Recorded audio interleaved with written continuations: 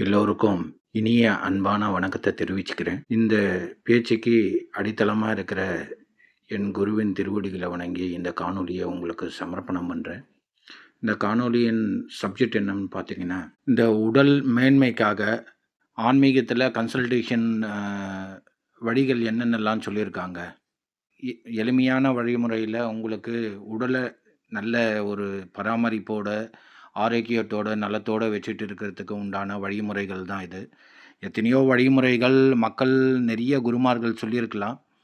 இந்த விஷயத்த நீங்க ரொம்ப ஆழமா ரகசியத்தோட இருக்கிற விஷயங்கள் இது. இது ஏன்னா இந்த ஆலோசனை வந்து ஆன்மீகம் சார்ந்த ஆலோசனைன்றதுனால இது மெய் உணர்வு, மெய்ஞானம் பெற்ற ஒரு சப்ஜெக்ட் இது. இது இருந்தது நிறைய பேர் சொல்லுவாங்க. பெரியவங்கலாம் நான் ஹாஸ்பிட்டல்லாம் போனதே இல்லைங்க என் வாழ்நாளில் இது வரைக்கும் அப்படின்னு சொல்லிட்டு.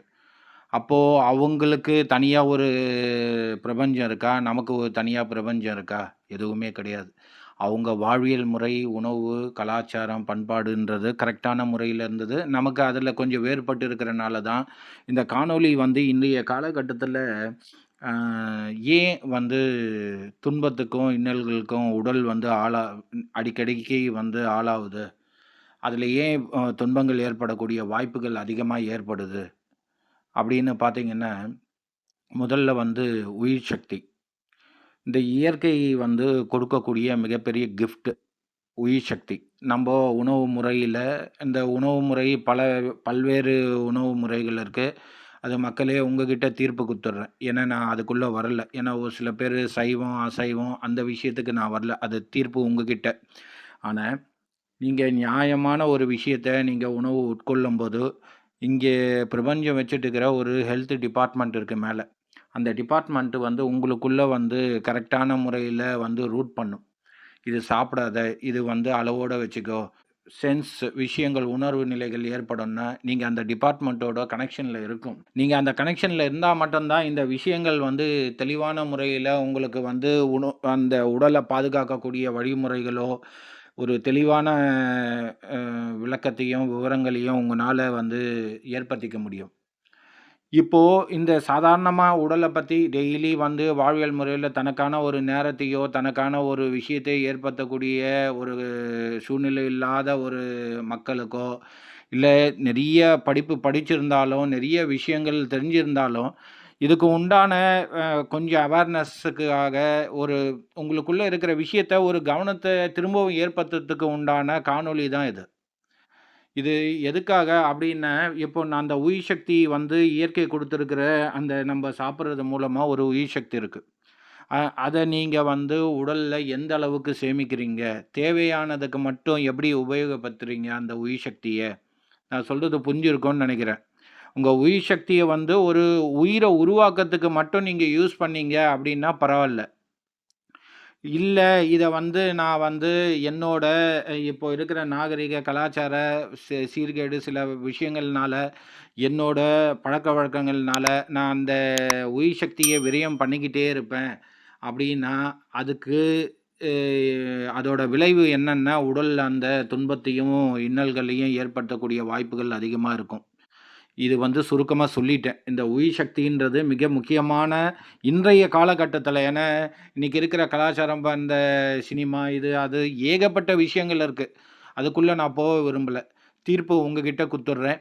இது ஒரு உயிர் சக்திய வந்து உடல்ல நீங்க போதுமான அளவு வந்து அதிகமான அளவு வச்சுட்டு இருந்தீங்கன்னா, உங்க உடல்நிலை, உயிர்நிலை மேன்மை அடையும். 1.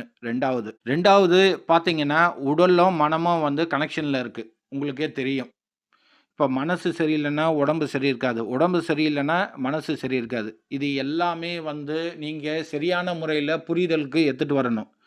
நீங்க மனச வந்து எப்படி மேம்படுத்தணுன்றதுக்கு நான் ஏற்கனவே சொல்லிட்டேன். பல்வேறு தியானம் முறைகளோ, இல்ல தவ முறைகளோ, இல்ல நீங்க அமைதியான அ நிலையை இருக்கக்கூடிய முறைகளோ, நீங்க எத வேணாலும் செலக்ட் பண்ணிக்கங்க. அது தீர்ப்பு உங்ககிட்ட குடுத்துடுறேன் நான். இப்போ இது காரோட நான் கம்பேர் பண்ணும்போது ஒரு ஆக்ஸிலேட்டர் மாரி.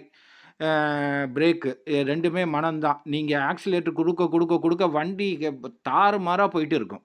ஒரு வரமுறை இல்லாத ஒரு ஓட்டத்த ஓடிக்கிட்டே இருக்கும்.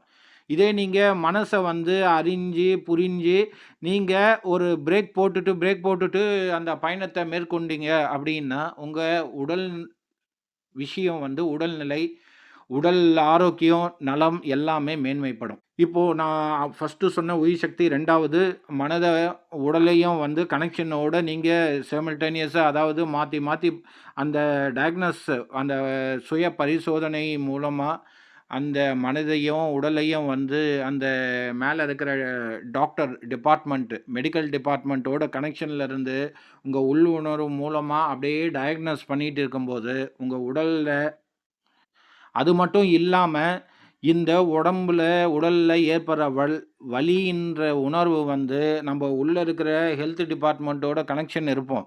அது வந்து கரெக்ட்டான உணர்வு நிலைய குடுத்துரும். அந்த வலி இருக்கிறது என்ன ஒரு ஒரு இண்டிகேட்டர் அப்டின்னா, அந்த ஏரியாவ நீ வந்து அலர்ட் பண்ணிக்கணும். அந்த ஏரியாவ நீ சரி செஞ்சுக்கோ. அப்டின்ற ஒரு ஒரு அலாரம் அது. அந்த உடம்புக்குள்ள அந்த வலி வந்து அலாரம் அடிக்கும்போது, நம்ம இம்மீடியட்டா வந்து அதுக்கு உண்டான ஆக்ஷன எடுக்கணும். சரி, அலாரம் தான் அடிக்குது அப்படின்னு நெனச்சுட்டு, நம்ப அத வந்து ஆஃப் பண்ணிட்டு, திரும்பவும் அப்படியே கன்டின்யூ பண்ணிட்டு இருந்தோம்னா, அது பெரிய அலாரத்தில போய் முடியும். பெரிய அலாரம்னா என்னன்னு தெரியும்னு நெனைக்கிறேன் உங்களுக்கு. நான் அத சொல்ல வேண்டிய அவசியம் கிடையாது. காரணம் என்னன்னா, அந்த சின்ன அலாரம் நமக்குள்ள அந்த சின்ன வலியா இருக்கும்போதே, அந்த தேவையான அதுக்கு உண்டான சிகிச்சையோ, இல்ல அதுக்கு உண்டான உள் உணர்வு மூலமா அத எப்படி சரி செஞ்சுக்கணுன்ற ஒரு ஹெல்த் டிபார்ட்மெண்ட் உள்ளுக்குள்ளயே உங்களுக்கு டாக்டர் இருக்காரு. சரி செஞ்சுக்கக்கூடிய வாய்ப்புகள் அதிகமா வச்சிருக்கு. இதுதான் நம்ப தேவையில்லாத பழக்கவழக்கங்கள்னால, சிந்தனைகள்னால, பல்வேறு விஷயங்கள வந்து மாற்றி அமைச்சுட்டு, அந்த இயற்கைக்கு மாறா வாழ்ந்து, எல்லா துன்பத்துக்கும், இன்பத்துக்கும், எ இன்னல்களுக்கும் ஆளாக்கி வச்சிருக்கோம். அதனால, இந்த உடல் நலத்துக்கு முக்கியமான விஷயத்த சொல்லிட்டேன் நானு.